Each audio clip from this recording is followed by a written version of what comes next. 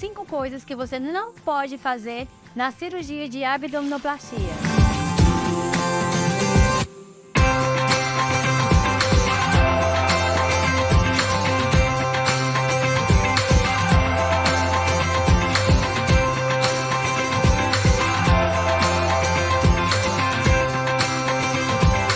Olá, eu sou a Ravena, sou fisioterapeuta, faço parte da equipe de pós-operatório do Dr. Ícaro Samuel e hoje eu estou aqui para esclarecer o que você não deve fazer na cirurgia de abdominoplastia. Mas antes, eu gostaria que você curtisse o nosso canal, compartilhasse e ativasse os sininhos, porque todas as terças e quintas estamos aqui, sempre trazendo mais conhecimento e novidades para vocês. Bom, vamos lá para a primeira orientação. A primeira orientação do que não deve fazer é pegar peso na cirurgia de abdominoplastia. Lembra que após a cirurgia existe um corte grande, né? E esse corte teve uma amarração em toda o abdômen. Muitas vezes tem pacientes que têm uma diástase enorme e aí começa a sutura lá de cima até lá embaixo. Então, assim, tem aquele corte visível aos olhos embaixo e tem o corte todo por dentro que foi suturado. E aí, a gente sempre pede e orienta os pacientes para não pegar muito peso. Se você pega muito peso, pode sim chegar a abrir essa sutura aqui embaixo, pode sim abrir a sutura interna que a gente não está vendo, porque está costurada ali e o que acontece? A maioria dessas cirurgias, a paciente sente a pele dormente e por sentir dormente, não sente muita dor, acaba achando que, eu vou fazer pegar um pezinho ali porque eu não estou sentindo nada. E aí que mora o perigo, esse não sentir nada, porque aí faz um esforço, não sente e acaba abrindo. E muitas vezes eu sempre falo para a paciente, se não abre, pode, às vezes, somente alargar a cicatriz. Que eu falo somente, mas é uma situação que ninguém não quer, uma cicatriz alargada e uma cicatriz feia. Portanto, deve-se tomar cuidado. Mais ou menos aí entre 18 a 20 dias é retirado os pontos. Mesmo depois da retirada dos pontos, não pode sair aí fazendo muitas estripulias, porque retirou os pontos, ali aquela parede abdominal ainda está em processo de cicatrização. Nós já tivemos exemplos aqui de paciente com 30 dias com cicatriz muito bonitinha. E aí depois vai para academia, eu tô falando vai para academia, mas não é para deixar de ir. Pode ir, só que tudo com cautela.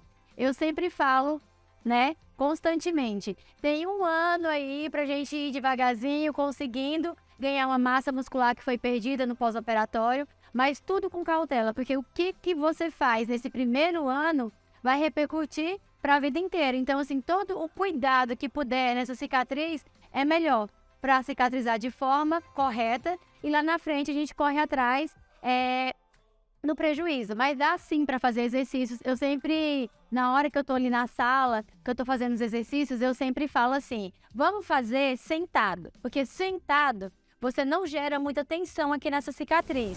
Se eu fico de pé, por mais que o exercíciozinho seja sem peso, sem carga nenhuma, ali eu tô tensionando aquela cicatriz. Então, quando eu faço sentada aqui não tem tensão nenhuma na cicatriz aqui. Então, eu consigo trabalhar vários exercícios na academia. Tem o exercício de cadeira extensora, que é sentada. Aí eu vou e pergunto, você tem personal? Porque se tem personal, o personal vai pegar o peso para você. Então, é menos um esforço que você vai fazer. O personal vai ali, coloca os pesos e aí você vai trabalhar membro inferior. Dá para fazer muito exercício livre, porque o exercício livre, ele não vai forçar. Você está ganhando massa muscular, ganhando condicionamento e não está forçando a cicatriz. Dá para fazer muita coisa. Não pensa, e eu vejo que os pacientes ficam com medo, né? Chega e fala assim, eu não vou fazer nada, eu vou esperar lá para 3 meses. Mas 3 meses é muito tempo, porque acaba perdendo a massa muscular. E aí vem outra queixa. Mas o meu glúteo tá perdendo, porque tá parada. A partir do momento que começa a treinar, começa a ganhar. Então, assim, é preciso, sim, voltar para atividade física. Só precisa ter cautela. Como eu falei, dá para fazer muito exercício, fazendo exercícios livres, fazendo exercícios com orientação. Alinhamos também com o personal para poder trabalhar ali de forma alinhada com a equipe, né? E aí não tem perigo nenhum, dá para voltar tranquilamente, sem medo. E eu sempre costumo falar, na dúvida, pergunte para nós, que a gente vai orientando e vai alinhando para que você faça o seu exercício da forma mais correta, não prejudicando a sua cicatriz e favorecendo e potencializando o resultado da sua cirurgia. A orientação número 2 para vocês: não levantar da cama de forma incorreta. Eu sei que muitas pacientes deixam até de beber água para evitar a ida ao banheiro, para não ter que pedir ajuda dos acompanhantes para levantar da cama. E isso acaba prejudicando muito, porque fica desidratada. Então, a nossa orientação é a seguinte: levantar da cama nos primeiros dias, você não pode levantar sozinha. Porque se você levanta, você vai fazer com certeza uma tensão ali naquela cicatriz que ainda está em fase, inflamatória, fase de cicatrização, uma fase que ainda é perigosa. Então, não levanta sozinha. E a gente costuma sempre falar aqui que nossos curativos são fofoqueiros. Porque ali no curativo, ele mostra se o paciente fez o esforço ou não. Se a cicatriz ela permanece sequinha, sem nenhum líquido, sem nenhuma coloração, ali diferente, é porque o paciente não fez nenhum tipo de esforço. Então, ali na hora de levantar da cama, inicialmente precisa sim de ajuda, porque você não vai forçar a cicatriz. A partir de 15 dias, se está tudo bonitinho, que já está encaminhando para a retirada dos pontos, aí a gente começa a liberar, ensina o paciente a forma correta de se levantar. Nunca levantar diretamente com o tronco, como se fosse fazer um abdominal. Sempre a posição correta seria virar um pouquinho de lado, fazer uma alavanca com o braço e levantar. Mas isso não é aconselhado fazer antes de 15 dias. Com 15 dias, com a avaliação, tudo bonitinho, pode levantar. Então, eu quero que fique bem claro que a levantada da cama de forma incorreta, ela prejudica muito a cicatriz. Então, assim, precisa sim de cuidados, precisa sim da ajuda de acompanhantes nessa fase inicial. A terceira orientação que eu quero dar para vocês é para tomar cuidado com espirros, com tosses, com vômitos e com idas ao banheiro. Na cirurgia de abdominoplastia, principalmente, é bem comum o paciente ficar com o intestino preso, E aí, nas nossas receitas, as orientações da equipe de enfermagem, equipe médica, tem todo um roteiro de medicação para ajudar a paciente ir ao banheiro. E algumas pessoas, às vezes, ficam esperando vir de forma natural, e aí não vai no banheiro, aí não comunica, aí não quer tomar o remédio, e aí acaba gerando com que essas fezes ficam mais endurecidas. E na hora que resolve ir ao banheiro, faz muita força. E aí, assim, a gente já teve situações aqui da paciente estar com a cicatrização muito boa. E ali, de repente, foi no banheiro, umas fezes mais endurecidas, acabou forçando, e aí não chegou a abrir, mas sim teve o primeiro sinal ali de sofrimentozinho, porque começa a sair um líquidozinho, que a gente chama de cerola, por conta de esforço, Se a paciente, ali na hora que acontece essa complicação, se a paciente se mantém, orientada a ficar quietinha, não fazer esforço, tudo se resolve, porque ali é o primeiro sinal de que pode abrir, que pode alargar. Então, assim, eu sempre falo, ontem mesmo uma paciente falou, eu já tenho 7 dias e não fui ao banheiro. Eu falei, mas por que não tomou o remedinho? É porque eu tô esperando ir, porque meu intestino sempre funcionou perfeitamente.